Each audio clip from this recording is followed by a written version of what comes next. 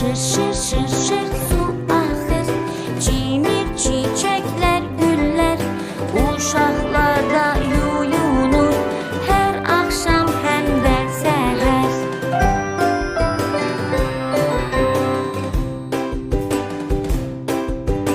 Əvvəlcə yaxşı yuduq sabunla əlimizi, sonra qulağımızı, sonra da üzümüzü.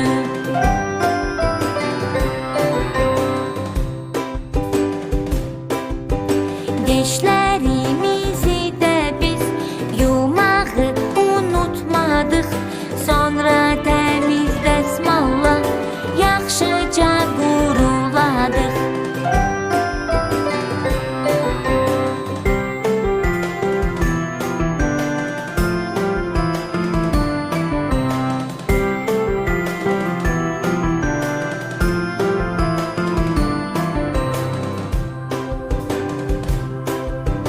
Mehribanıq həmişə, nə küsüb nə ağlarıq.